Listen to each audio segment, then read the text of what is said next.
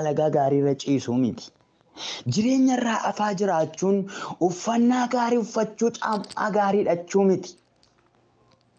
Jireenyarraa afaa jiraatanii namaaf jiraachuun maaliree?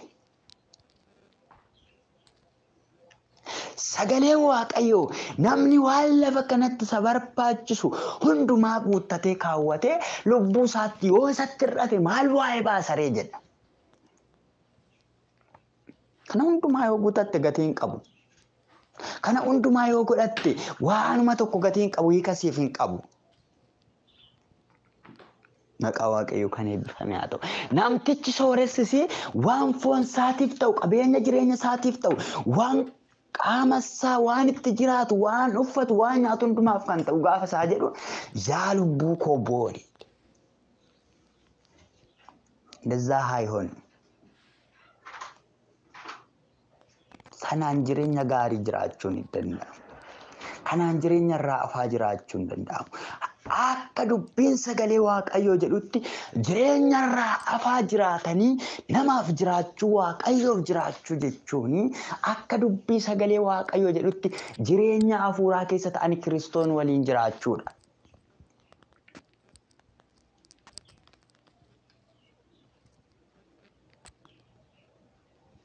Jireenya irraa afaa jiraachuun jireenya Kiristoosiin walamake jiraachuudha.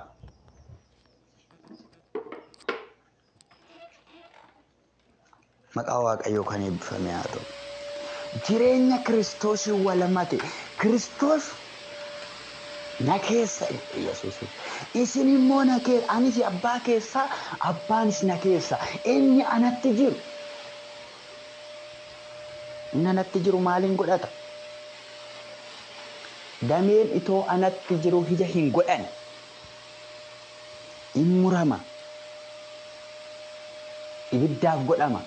Dameen inni anatti jiru caalchisee akka ija godhatuuf garuu hin qeexxaama. Hin qeexxaama jechuun akka dachaa biqilu, akka damee biraa biqilchutti akkasitti hin qeexxaama jechuudha. Akkasitti murama. Akka biqiluu danda'utti kunuunfamee murama. Maqaan Gooftaa Yesuus Kiristoos kan eebbifame haa ta'u. Kanaaf ati yaa nama Waaqayyoo dubbii sagalee Waaqayyoo keessatti jireenya irraa afaa akkamittiin jiraachuu danda'a? Ndeeti. Namni lafa kana irratti kan rakkatuuf, namni lafa kana irratti kan dhiphatuuf, namni lafa kana irratti kan hojjetuuf akkamittiin jireenya irraa afaa jiraadha?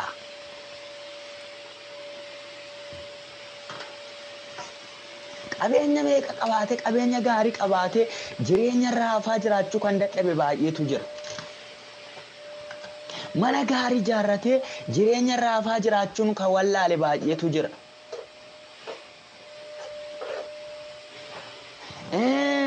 Deebi'aati makiinaa gaarii qabaatee jireenya irraa afaa jiraachuun kan dhibe baay'eetu jira.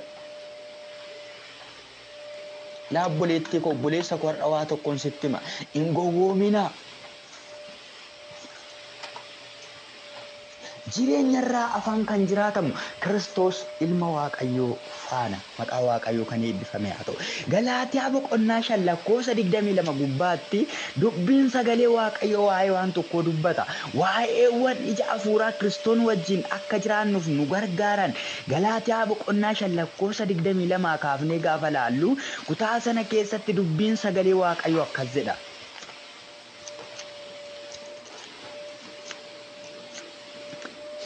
Galaatiyaa boqonnaa 5:22.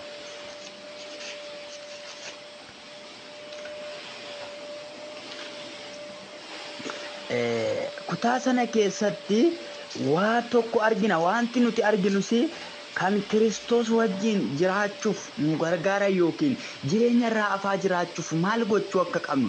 Namni jireenya irraa afaa jiraatu namaafis Waaqayyoofis kan ta'udha.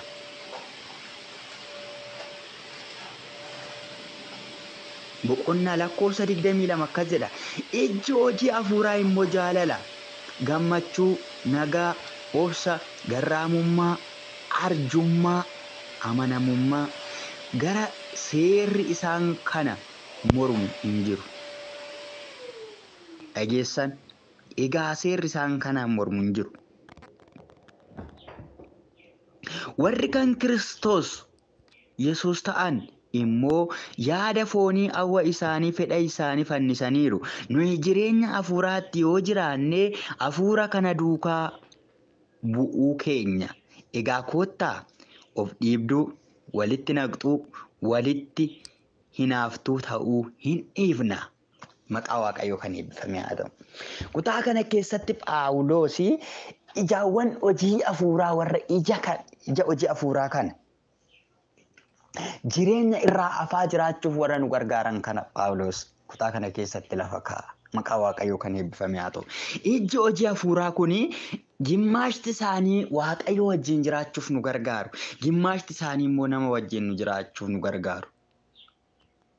Waaqayyo wajjin jiraachuuf kan nu gargaaran nagaa, jaalala, amanamummaa, Kiristoos wajjin jiraachuuf si gargaaru. Jireenya irraa afaa jiraachuu qabda yoo taate Kiristoos wajjin nagaa qabda yoo ta'e, nagaa buusta yoo ta'e, warri nagaa buusan haa gammadan mootummaa Waaqayyoo kan isaaniiti jedhamaati os keessatti. Qonnaasha nagaa, jaalala, amanamummaa, Kiristoos wajjin jiraachuuf si gargaara. Namaaf amanamis amanamuu baadhus Waaqayyo Kiristoos ilmi Waaqayyo garuu amanamummaa sirraa barbaada. Lafa hojjettutti Waaqayyo amanamummaa sirraa barbaada. Mana keessa deddeebitu keessatti Waaqayyo amanamummaa sirraa barbaada. Iddoo tajaajiltutti Waaqayyo amanamummaa sirraa barbaada. Lafa hojii keetti Waaqayyo amanamummaa sirraa barbaada. Lakki mana mootummaan jira. Lakki dirjiiti kana bordhiiseen keessaa ba'a. Lakki waajjira kana bordhiiteen keessaa ba'a. Lakki bor mana har'a keessa jiru mana ormaa kana bordhiiteen keessaa ba'a jechuu sirraan barbaadu. Waaqayyo gooftaan maccaa lafa hojjettu lafa jirtu kanatti Waaqayyo amanamummaa sirraa barbaada. Waan hojjettan waan gootan hundumaa akka waan Waaqayyoof hojjettanitti hojjedha. Akka waan Waaqayyoof gootaniif humna kee tonqusatiin, yeroo kee tonqusatiin, yeroo siif kennametti fayyadamte akka hojjettu Waaqayyo gooftaan maccaa sirraa barbaada. Hojjedhu. Gatiin kee nama bira miti. Waajjira keessa hojjettu yookiin waajjira dhuunfaa keessa hojjettu yookiin mana dhuunfaa keessa hojjettu yookiin biiroo hojjetaa mootummaa keessa hojjettu waan asii kaffalame sitti fakkaata. Lakki jireenya irraa afaa jiraachuu yoo barbaadde yeroo keetti fayyadami, hojii keetti fayyadami, sa'aatii keetti fayyadami, itoo eenyummaa kee hin qusatiin hojjedhu. Waaqayyo gooftaan maccaa isa kana sirraa barbaada. Kanaaf nagaan kenna Waaqayyo namaaf kennu keessaa isa tokko. Namni nagaa qabu Waaqayyo wajjin jiraata. Namni nagaa qabu namni mataa isaatiif nagaa kenna. Namni nagaa qabu ollaa isaatiif nagaa kenna. Namni nagaa qabu Kiristoos wajjin nagaatti jiraata. Kanaaf nagaan Kiristoos wajjin jiraachuuf si gargaara. Jaalallis akkasuma Kiristoos wajjin akka jiraattuuf si gargaara. Humna kee guutuu, garaa kee guutuu, qabeenya kee guutuu Waaqayyo gooftaa kee maal godhi? Jaaladhu jedha. Keessa deebii boqonnaa 21. Garaa kee guutuu, qabeenya kee guutuu, humna kee guutuu Waaqayyo gooftaa kee maal godhi? Jaaladhu jedha. Kanaaf jaalalli nama caala Kiristoos wajjin jiraachuuf si gargaara. Gaafa jaalalaan ati namatti dhiyaattu, gaafa obboleessatti jaalalaan dhiyaattu, Kiristoositti dhiyaatta. Maqaa Waaqayyoo kan eebbifame haa ta'u. Waan nama jaallattu sitti fakkaata malee namni jaallatu inni Kiristoos karaa Kiristoos irra jira. Kiristoos wajjin walitti dhiyaata. Ilma Waaqayyoo isa jiraata wajjin jiraachuudhaaf si gargaara. Maqaan gooftaa keenya Yesuus Kiristoos kan eebbifame haa ta'u. Inni biraa amanamummaadha. Taamaanyinnaat. Namni amanamummaa qabu. Namni amanamaan Kiristoos ilma Waaqayyoo wajjin jiraachuuf isa gargaara. Maqaa Waaqayyoo kan eebbifame haa ta'u. Ati amanamaa yoo taate Waaqayyo wajjin jiraatta. waaqayyo gaafa Phaawulos fa'aa gara hojiitti waamu hojii ergamootaa dhaqxanii gaafa ilaaltanii waaqayyo gooftaan gaafa gara hojiitti isaan waamu isaan keessaa warra amanamoota filate jedha. Naafili addaan naa baasi. Waaqayyo kanaaf maal sirraa barbaada? Amanamummaa sirraa barbaada. Kanaaf jireenya irraa afaa yoo Kiristoos wajjin jiraachuu barbaadde isaan kanas barbaachisa. Jaalala, nagaa, amanamummaa. Qabeenya guddaa sin barbaachisu. Waa biraa sin barbaachisu. Ilaa yaaddoo lafti kun jireenyi lafa kanarraa yeroo hundumatti yaaddoodha. Sababni isaa addunyaa yaaddoon guute keessa jira. Namni yooma yaaddoo dhiisaa, yooma yaadda'uu dhiisaa, yooma boqodhee jiraadhaa jedha. Gaafa nagaa buuftu, gaafa nagaa qabaattu, gaafa jaalala qabaattu, gaafa amanamummaa qabaattu, gaafa sana jireenya irraa afaa ofiifis nama faanas jiraachuu dandeessa.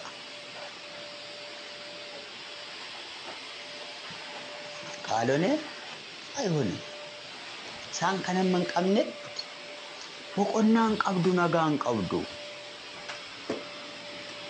Nagaa buusi, mana keef nagaa buusi, gaa'ela keef nagaa buusi, tajaajila keef nagaa buusi, gola jirtu keessatti nagaa buusi. Jaalladhu, jaalala qabaadhu. Inni kun waaqayyo wajjin akka jiraattuuf, nama wajjinis akka walitti dhuftuuf si gargaara. Amanamaa ta'i, lafa hojjettutti amanamaa ta'i, Kiristoosiif amanamaa ta'i.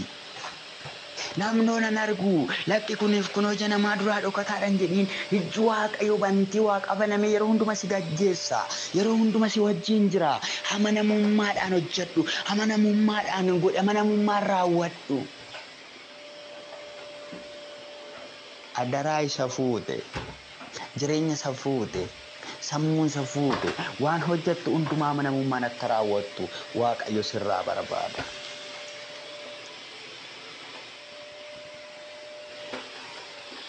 Maqaa waaqayyo kan eebbifame haa ta'u. Inni biraa sadan obsi gara laafummaa fi arjummaan immoo kan namoota waliin jiraachuuf si gargaaranidha. Obsa, gara laafummaa, arjummaa. Jireenya irraa hafaa jiraachuu barbaadda yoo ta'e namaaf obsi, namaaf garaa laafi, namaaf arjoomi. Waaqayyo kana sirraa barbaada. Ofirra darbitee jireenya irraa hafaa nama waliin jiraachuu yoo barbaadde obsa qabaadhu. Obsa qabaadhu. Namoonni si miidhu obsiif dhiisiif.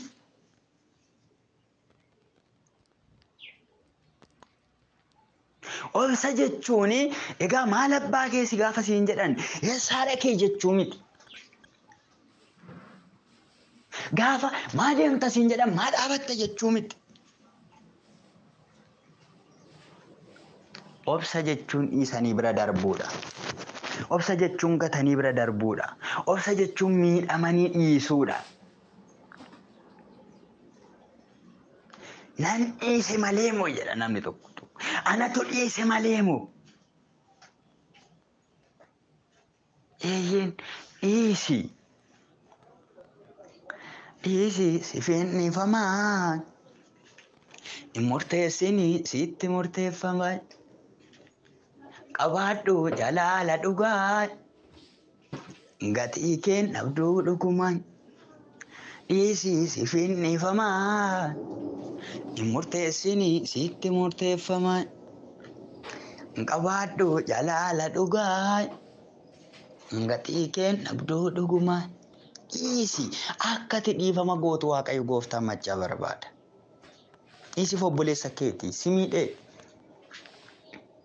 Na ajjeese, narra deeme. Maal godhee tan dhiisa? Maal godheen isatti dubbadha? Dhiisi nagaa buusi, jireenya irraa hafaa jiraatta. Nama waliin jiraachuuf si gargaaraa dhiisi. Namni jireenya obsaa qabu, jireenya irraa hafaa jiraachuu jechuun isa kana. Gaafa sana jireenya irraa hafaa jiraachuu dandeessa. Maqaa waaqayyoo kan eebbifame haa ta'u. Inni biraani gaarummaa gaarii yoo taate waan hojjettutti gaarii yoo taate waan dubbattutti gaarii yoo taate namaaf waan hojjettutti gaarii yoo taate nama wajjin jiraachuuf si gargaara. Gaarummaa kee namatu jaallata. Waaqayyos gaarummaa kee jaallata. Haa ta'u malee nama waliin jiraachuuf si gargaara. Gaarummaa qabaachuun kee.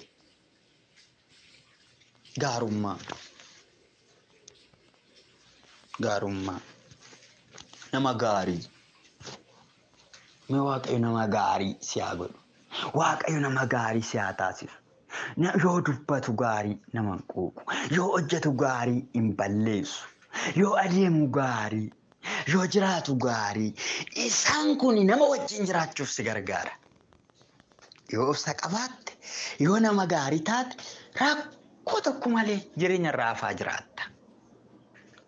Maaliif nama hin quuqxu, namatti hin buutu, nama hin miitu. Namni si wajjin jiraata. Namoonni tokko akkas jedhu ani intini namaan qabu bakka ana namni naan ta'u ana hiriyaan naan ta'u ana obboleessi naan ta'u ana firris naan ta'u waaqayyo suma maaf siin taane namni rakkoo keetu maali garagalee of ilaali garagalee of fattashi keessa keenyummaa kee jireenya kee ilaali akka of ilaaltu waaqayyo sagalee kanarra sitti dubbata. Lakkanaafoo namni naan ta'u durattu ana namni naan ta'u. Takkana wajjin jiraate takkana wajjin rakkoon si bira jira. Obsuuf hin dandeessu. Gaarummaan qabdu ati isaaf nama gaarii miti hin dandeessu danda'aa miti nama wajjin ofii jireenya irraa afa namaaf jiraachuu yoo barbaadde bar namni qabeenya kee hin barbaadu.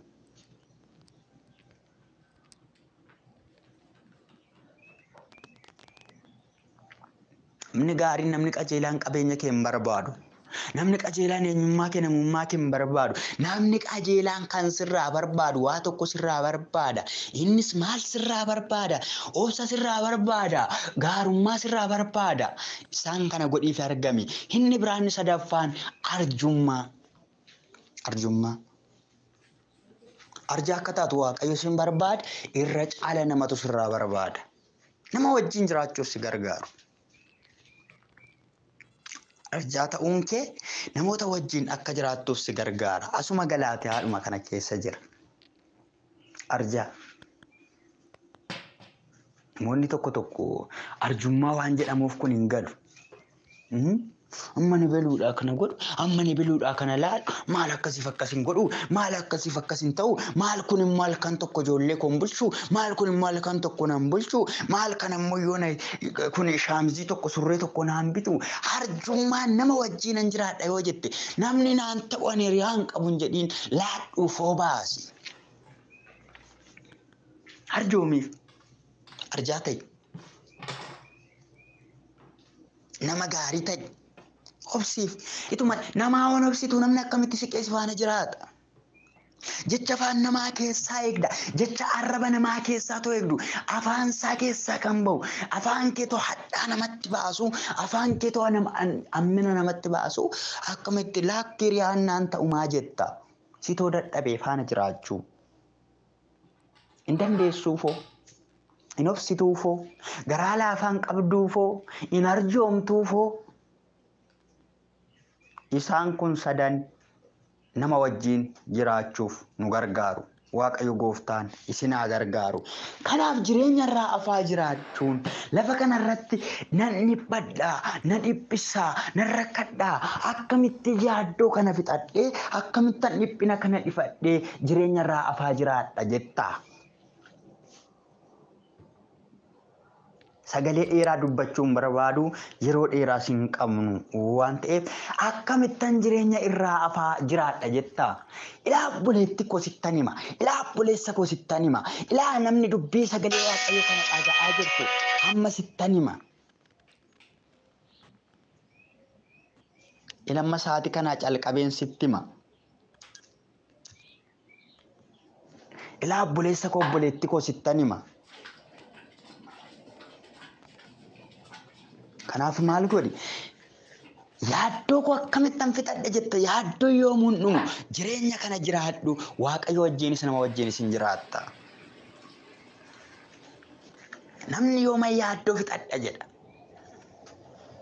yoomani bakka itoodhuman kanaaf kana godhadhe bakka jetta lakki isaanin ta'u lakki toon makiinaa bitadhe jetta gaafa makiinaa bitte yaaddootu duuka jira yaaddoo nadaajiitu duukaa jira.